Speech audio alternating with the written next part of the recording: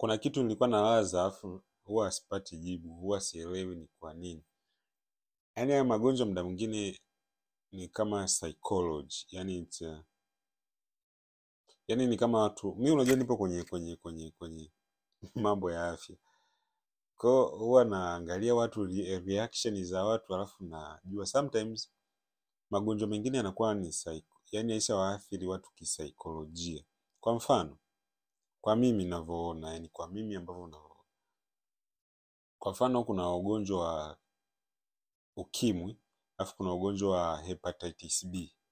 Hivi unajua watu wanaogopa sana ukimwi kuliko hepatitis B. Hata kama couples wanakuja kupima virusi vya ukimwi, huwa wanapima wanakuja kupima afya kwa ajili ya kuanza mahusiano. Huwa wanapima sana ukimwi.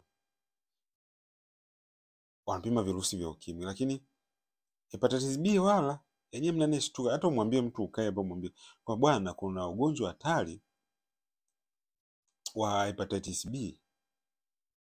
Yaani wanaona kama unampigia kelele hivi. Nakwambia hivi kwa sababu kuna ndani ya mwezi huu nimepata mgonjwa wa hepatitis, alafu kwa mwaka nimepata kama wa 5 hivi hepatitis B. Kwa wale wanabidi waanze tiba za virusi vya ukimwi, yani wanaanza kutumia zile dozi ARV kama mtu wa virusi vya ukimwi, ndio ilivyo. Wanatumia kwa muda fulani. Sasa kinachofanya zile dawa sio kwamba zinatibu, ni kama vile tu kwenye virusi vya ukimwi. Hazitibu isipokuwa inaenda kuvipoza tu vile vile, lakini mwili wenyewe unaweza ukaamua uka fight ikaisha. Lakini wengi ambao naonaga huwa wanaenda tu haziishi, yani havipendi mpaka anakuja anakufa. Na anakuja anakufa kama kinga yako ya mwili ni mbovu. Nachotaka kusema ni nini? Ugonjwa wa hepatitis B ni ugonjwa ambao ni hatari kwa mtazamo wangu mimi. Ni ugonjwa ambao ni hatari zaidi kuliko virusi vya ukimwi. Kwa sababu hata transmission yake ni rahisi sana.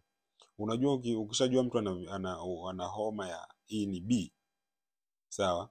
Homa ya ini B, kwamba yeye kuambukiza ni rahisi sana. Sio lazima damu au ile kujamiana. Yaani hata mate yake yale, yani mate ile kissing unaambua hepatitis B. Kwa sababu wengi pia ambao tunawapata ni wale watu ambao pia wanakuwa wanawahudumia watu wenye virusi vya hepatitis B. Yani kuwafulia nguo hivyo, kinyesi kule, kushika yale maji yao, inasababisha mtu anapata hepatitis B.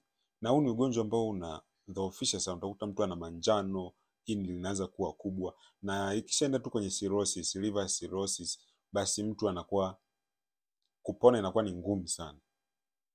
Kwa hiyo wito wangu ni kwamba tunapoenda kupima virusi vya ukimwi kama kapo, kumbukeni kupima na homa ya ini, hepatitis B.